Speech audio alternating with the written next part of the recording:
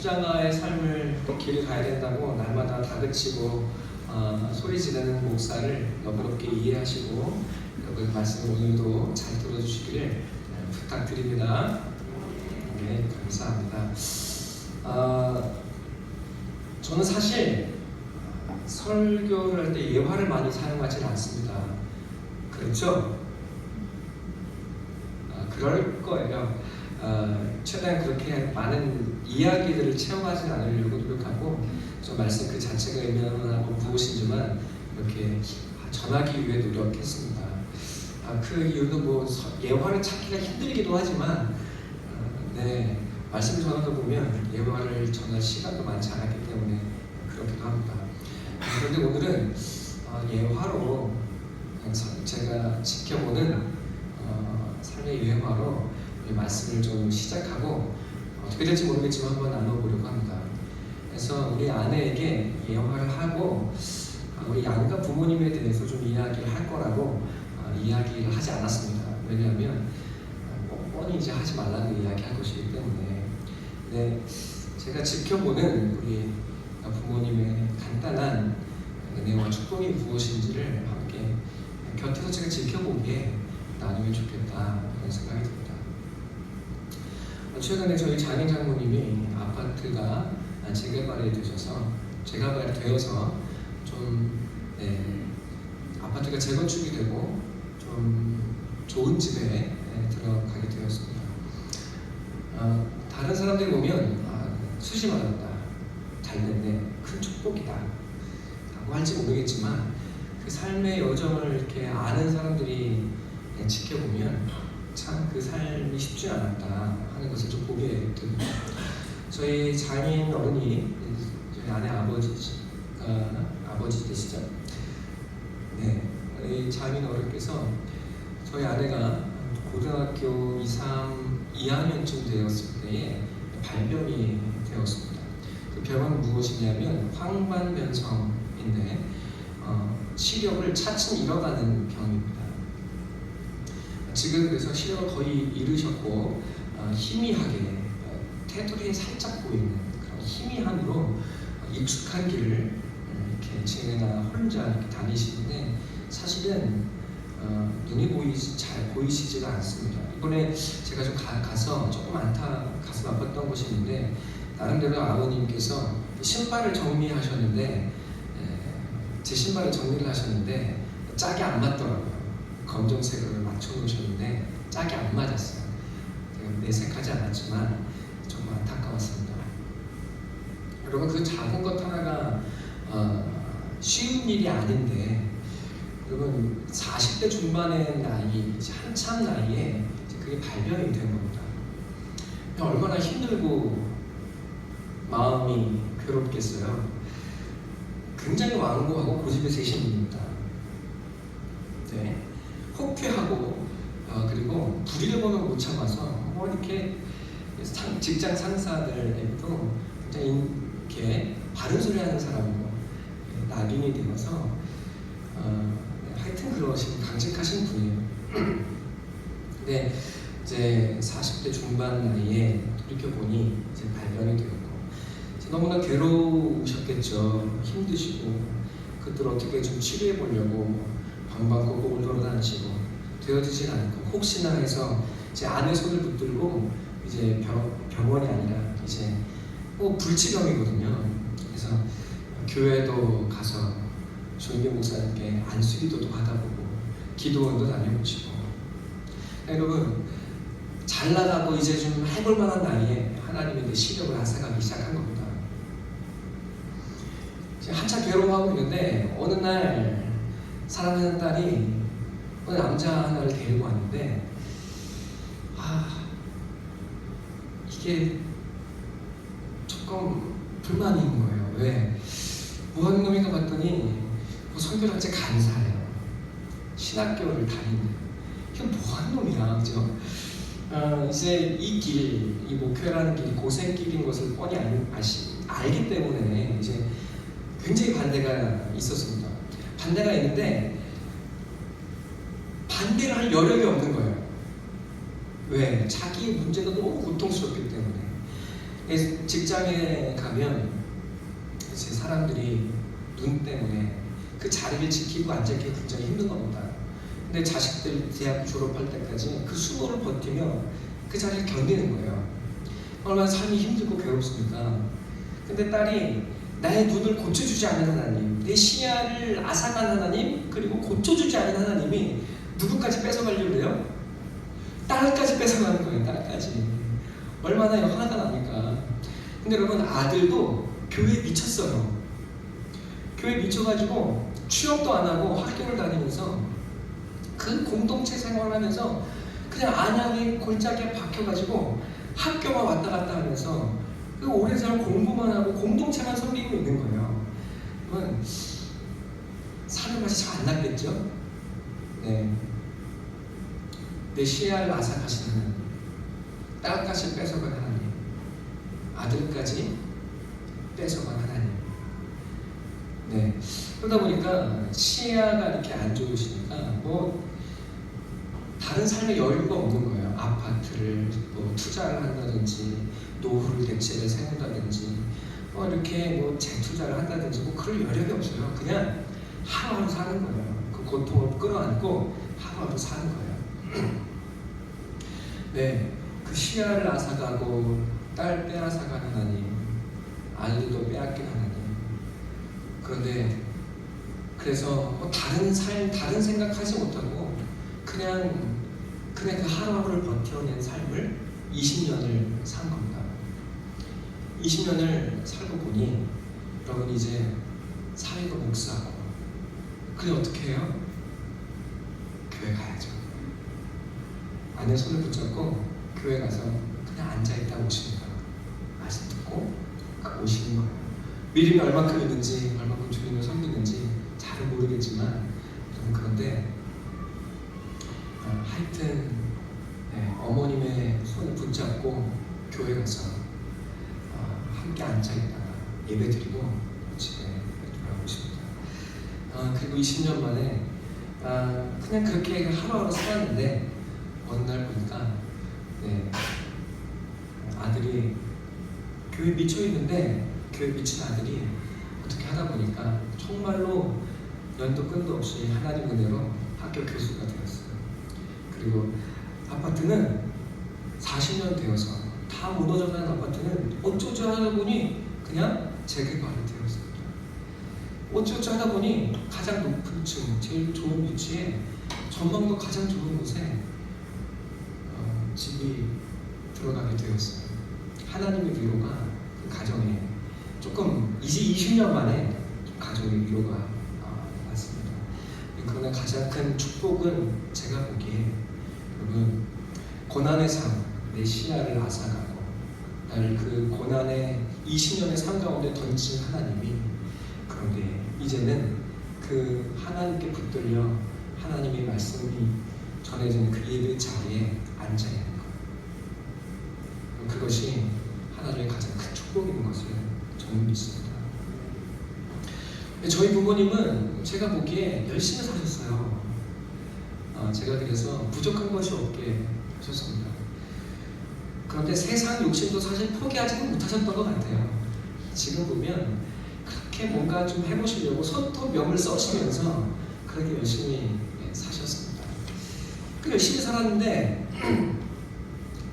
열심히 살면서도 세상 것 좀 가져보고 누려보시겠다고 열심히 투자도 하시고 하여튼 뭐 일산도 막 가서 하시고 막 이렇게 막 열심히 하셨어요.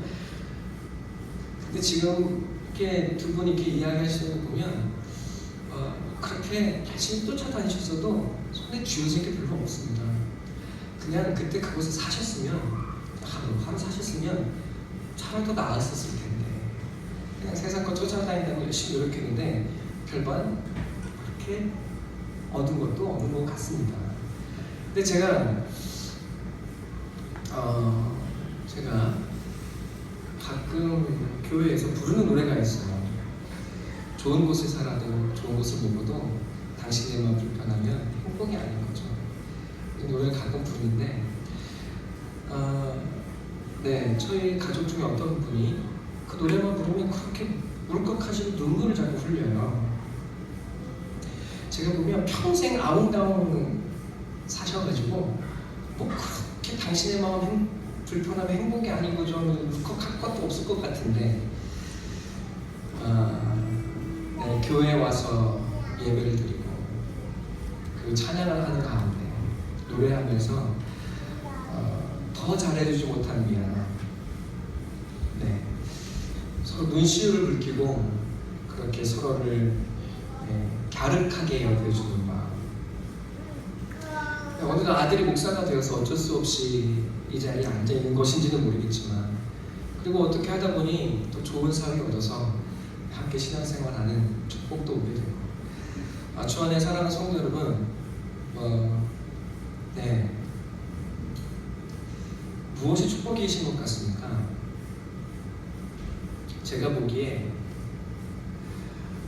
진정한 축복은 돈이나 명예에 있는 것이 아니라 서로 사랑하고 삶을 나누고 하나님의 말씀을 듣고 하나님의 말씀이 내 삶에 맺게 하시는 그 은혜와 축복을 누리는 삶,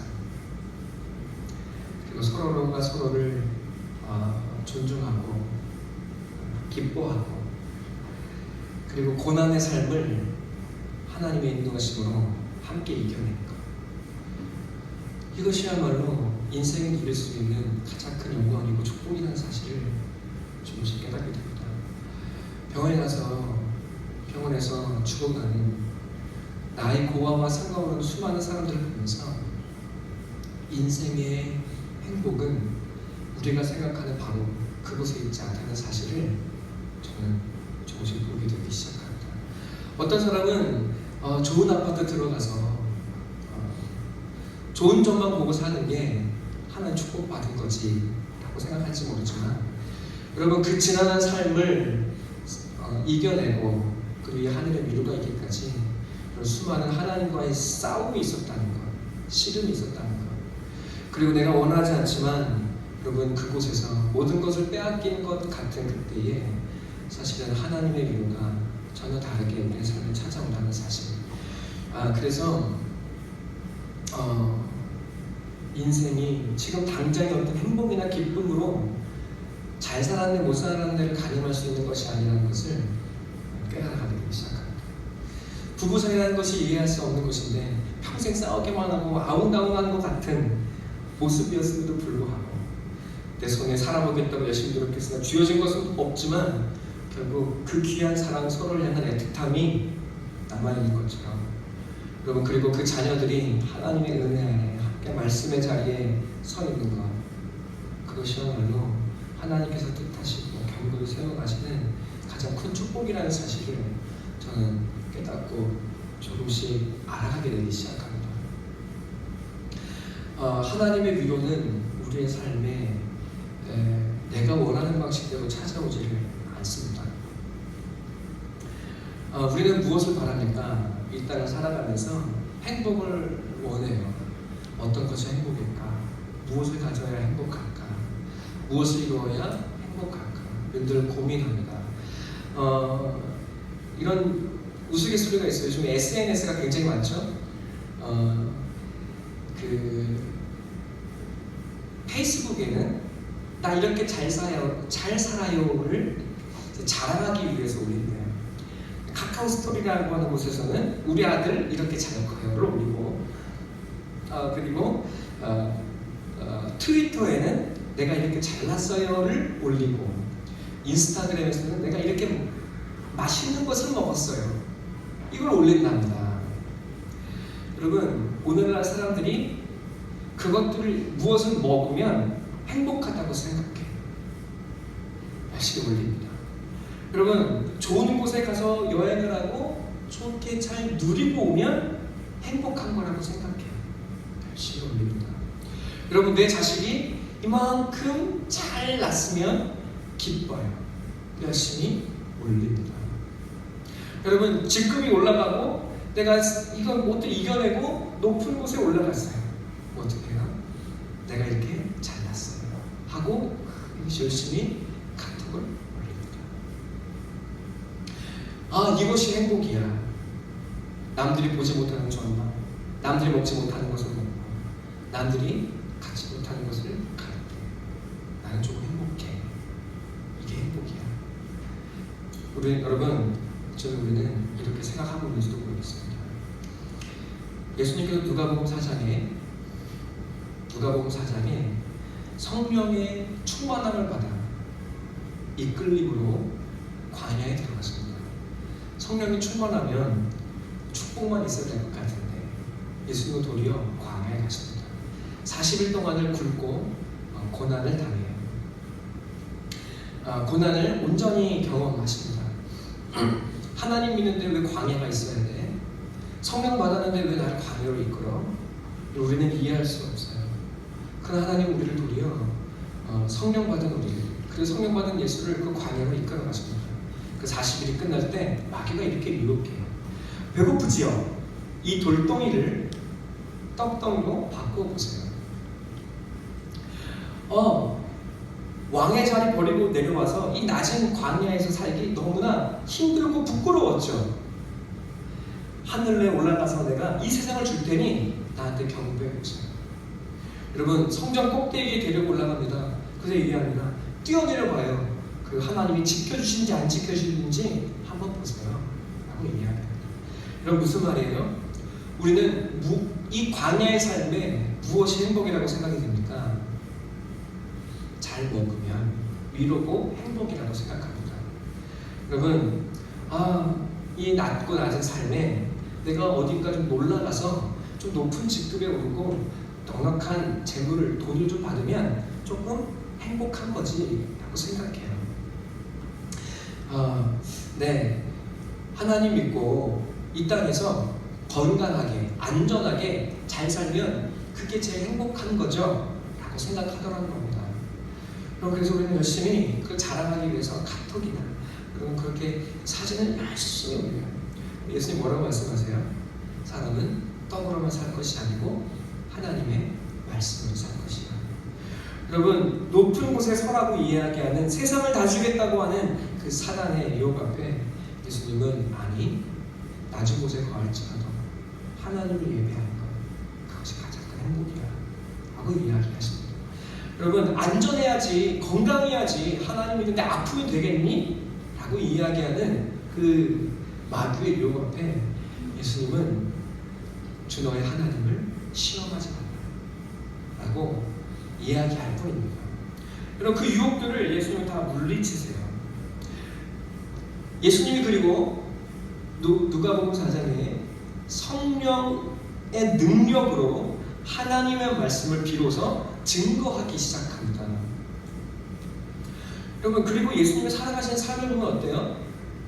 하나님의 왕인, 하나님의 아들이라는데 가진 것이 별로 없어요.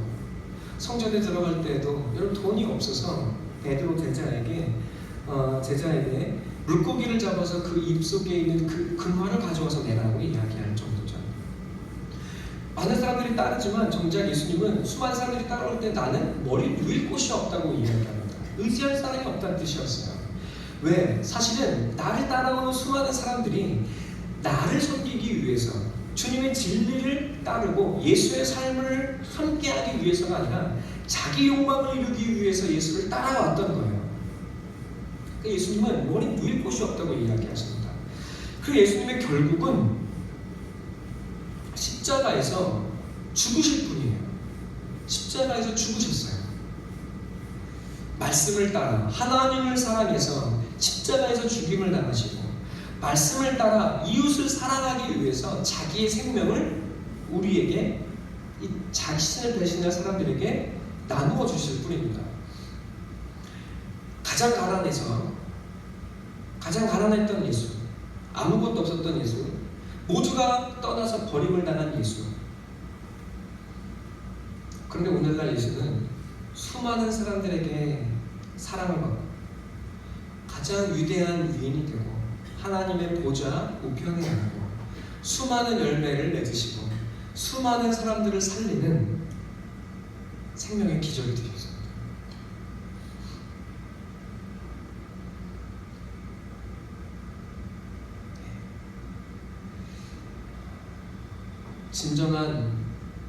진정한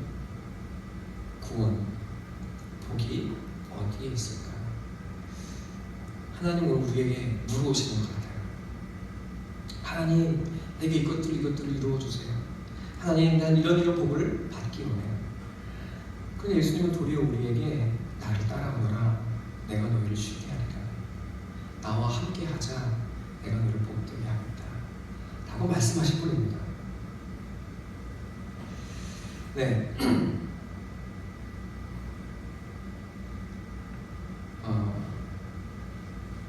누가복음 4장에서 우리가 행복의 기준이라고 생각되는 그것, 예수님 그것들을 전부 아니라고 기각하셨어요. 이번 주에 저희 아들과 딸이 아침에 방학이 되니까 눈만 뜨면 눈 뜨자마자 게임을 이야기하는 거예요. 도저히 안 되겠다. 그래서 제가 예전부터 우리 도원이가 성경을 읽기, 글씨를 읽을 수 있으면 함께 가정 예배를 드려야지 하다가 차일피일 미루고 있던 이 일을 드디어 이번 주부터 시작했습니다. 아이들 앉혀놓고 같이 성경 한 장 읽는 거예요. 그리고 이 성경이 의미하는 바가 무엇인지를 함께 나누기 시작하는 거예요. 뭐 얘들이 이해하겠습니까? 제가 쉽게 설명을 해줘요, 아이들이. 알아듣는지 마는지 모르겠어요. 아이들의 생각에는 오직 뭐밖에 없어요? 게임밖에 없어요. 그러니까 이 아이들에게 제가 복을 주기 위해서 진짜 삶의 길이 무엇인지를, 진짜 행복이 무엇인지 알려주기 위해서 뭐 하고 있어요 지금? 하나님의 말씀을 우겨넣고 있는 거예요 지금. 제가 우겨넣기 시작했습니다. 이번 주부터. 네. 시편 1편에, 그래서 이번 주에 시작한 말씀이 시편 1편입니다. 저의 사랑 성도 여러분, 시냇가에 심겨진 의인은 시냇가에 심겨진 나무와 같다고 성경이 이야기합니다. 시냇가에 심겨진 나무, 시냇가에 심은 나무가 어떻습니까? 뿌리를 깊게 내리고 물가로부터 흘러내려오는 물을 마음껏 마십니다. 수많은 열매를 맺습니다. 그러나 악인은 어떤 사람입니까?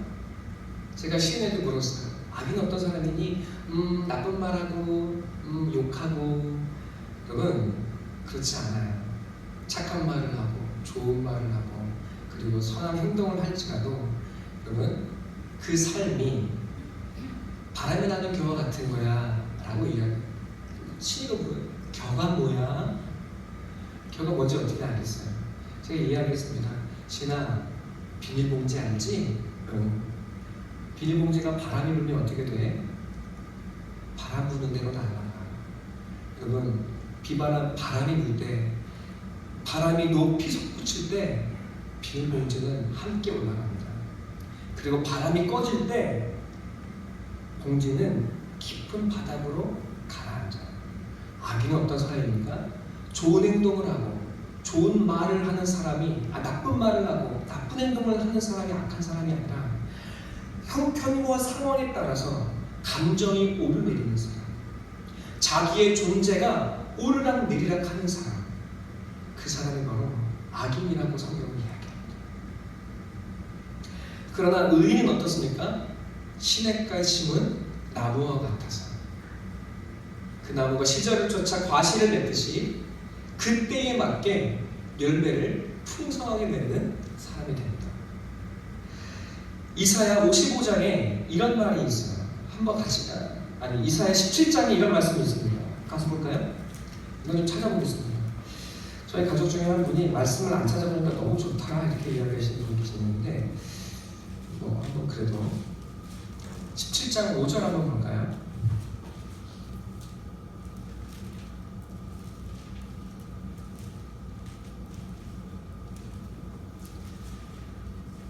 함께 읽겠습니다. 시작.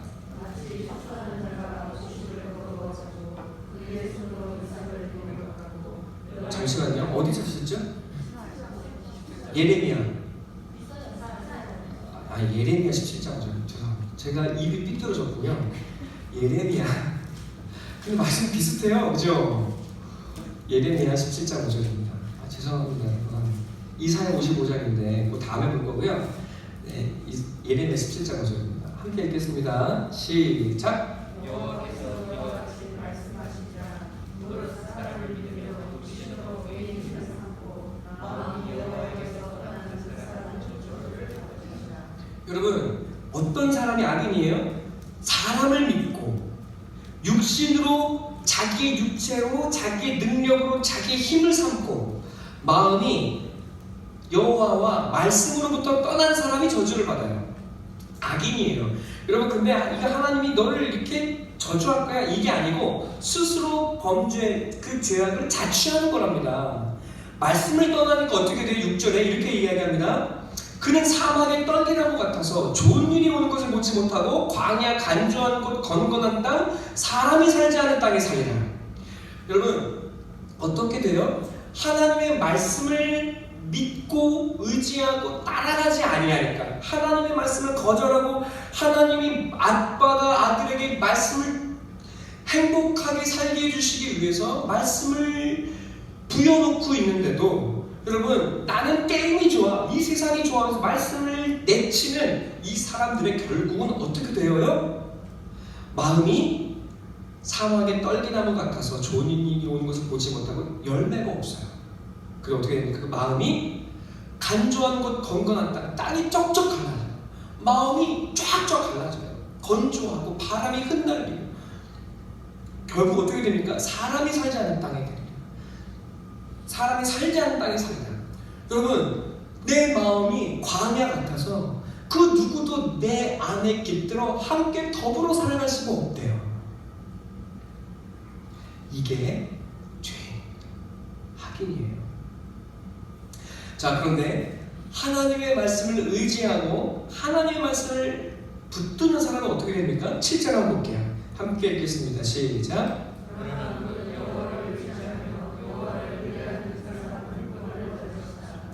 8절.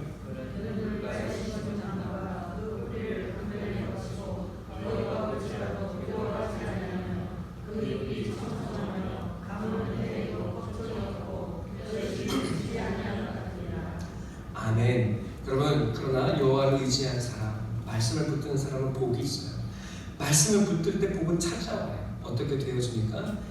물가에 심어진 나무가 뿌리를 강변에 뻗치고 해가 쬐어지지만, 여러분, 물이 없으면 나무는 말라 죽지만, 여러분, 뿌리를 물가에 내린 식물들은 해가 비칠수록 더 많은 열매를 맺습니다. 고난이 올수록 더 많은 열매를 맺는다고 이야기해요.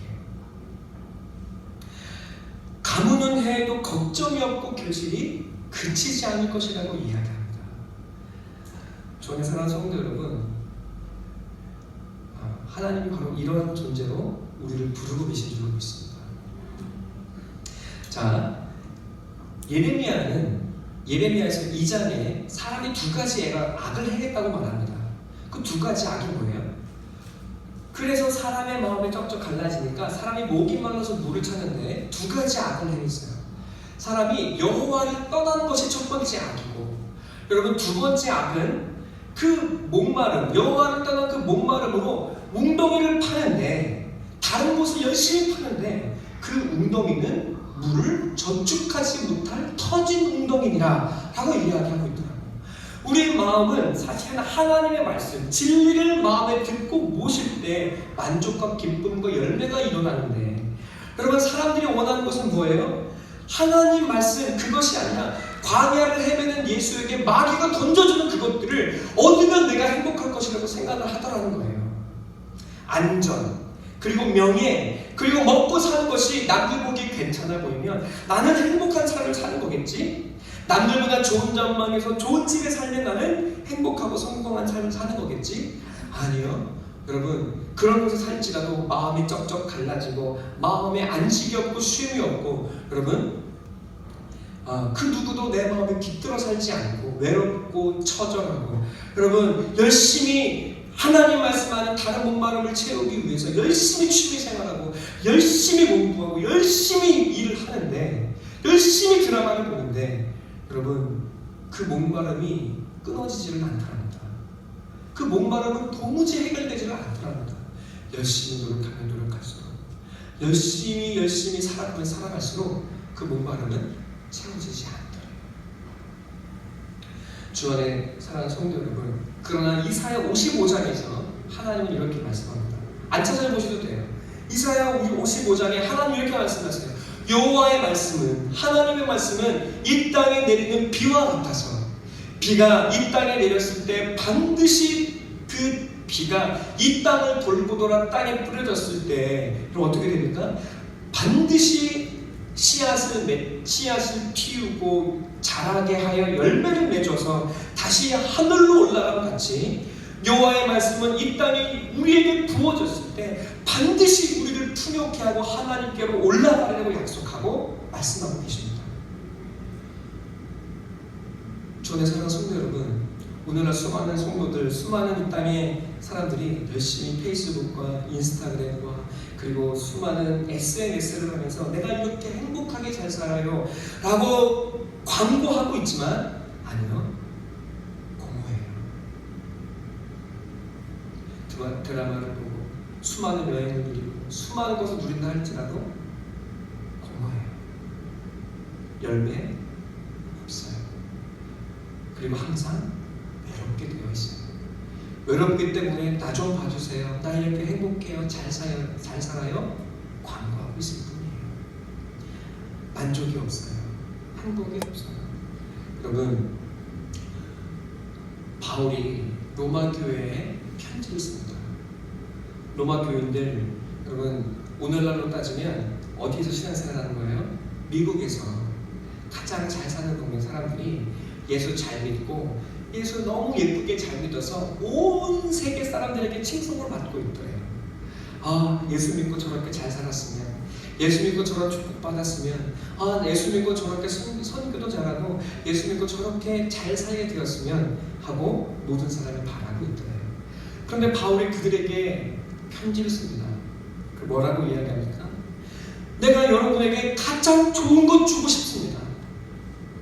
그래서 이 가장 좋은 거 주고 싶어서 내가 여러분에게 달려갈 길 얻기를 하나님께 간절히 기도하고 있습니다. 하나님이 이 기도의 증인이 되어주십니다. 내가 여러분에게 가장 좋은 거 주고 싶다고 이야기합니다. 그 가장 주고 싶어하는 좋은 것, 그는 이렇게 이야기해요. 어떤 신령한 은사를 너희에게 주어서 너희에게 주고 싶다고 말해요. 이들이 뭐가 부족할까?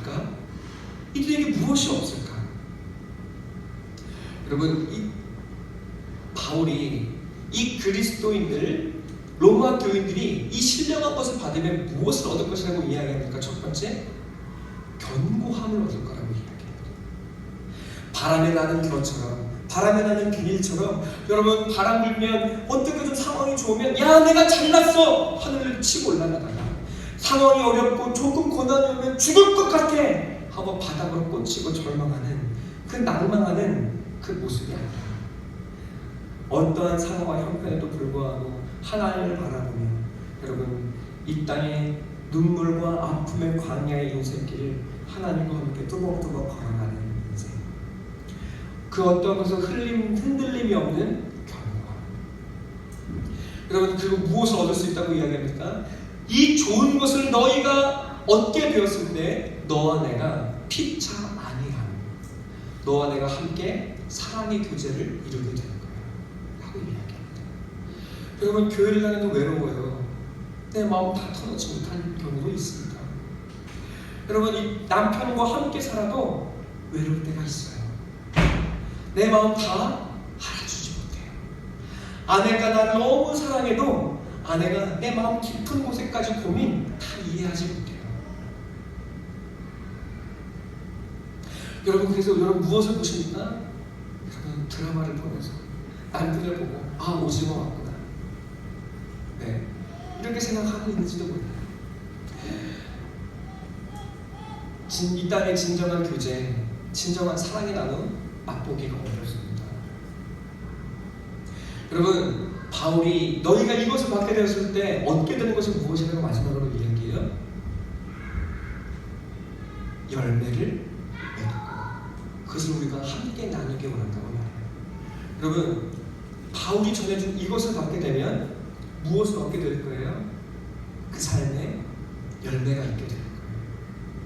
가난한 삶이 아니라 나눌 것 없는 삶이 아니라 하나님의 열매가 가득하게 되어질 거예요. 여러분, 바울이 그토록 로마 교인들에게, 로마 교인들이 지금 이 세상의 것들로 누리지 못하고 있는 그 가장 좋은 것 주고 싶어하는, 그들이 잃어버린 열매와 교제와 견고함, 무엇을 얻을 수 있다고 이야기합니까? 내가 너희에게 복음 전하기를 원하노라. 복음 전하기를 원하노라. 복음이 무엇입니까? 하나님 예수 그리스도와 십자가를 아는 것입니다. 주 안에 사랑하는 우리 성도 여러분, 바울이 이 땅의 교회 성도들에게 잃어버린 것이 있다고 말합니다. 우리가 잃어버린 가치가 있다고 말합니다. 그런 지금 좋은 것을 먹고 좋은 권력을 누리고 좋은 집에 살고 그리고 안전하고 건강한 것이 행복의 전부가 아닙니다. 그건 하나님께서 이 땅에 주시는 우리의 위로고 그리고 하나님의 선물입니다. 그러나 우리가 인생을 진짜 값지고 보람되고 아름답고 정말 값지게 살아냈다고 고백할 수 있고, 내가 하나님께 나아가게 될 때 우리 자식과 아내와 남편에게 부끄럽지 않은 당당한 사람으로 남겨지기 위해서 우리에게 필요한 것은 사실은 돈도 먹을 것도 집도 그 무엇도 아니라, 첫 번째는 견고하고, 두 번째는 진정한 사랑의 교제이고, 세 번째로는 너와 내가 함께 살아갈 양식을 나누는 삶이라고 바울은 이야기하고 있습니다. 바울은 이 아름다운 삶의 가치, 그래서 우리가 아름다운 존재로, 우리를 하나님 앞에 부끄러울 것 없는 하나님 앞에 드려지는 존재로 우리를, 여러분을 세우고 싶어서 자기 자신을 드리고 그리고 복음을 여러분에게, 우리에게 전해주고 싶다고 이야기하고 있어요. 주 안에 사랑하는 성도 여러분, 나에게 복음은 무엇입니까? 구원을 주시는 하나님의 능력이 되셨습니까? 그래서 여러분의 삶은 이 세상 사람들이 올리는 인스타그램이 아니라 진정 하나님과 내 자녀와 우리 가족 앞에 아름답고 가치 있고 후회 없는 삶을 살아냈다고 고백할 수 있게 되기를 간절한 마음으로 소망하고 기도합니다. 바울이 그것을 우리에게 주고 싶어서 복음을 너에게 전하는다고 말합니다. 여러분, 우리가 앞으로 보게 될 로마서, 하나님 이 로마서의 말씀이 바로 우리의 삶에 우리가 이제까지 잃어버린 채 살아온 가치를 맺게 하실 줄로 믿습니다. 저와 여러분 함께 이 말씀의 길을 함께 걸어가게 되기를 간절히 소망하고 기도합니다.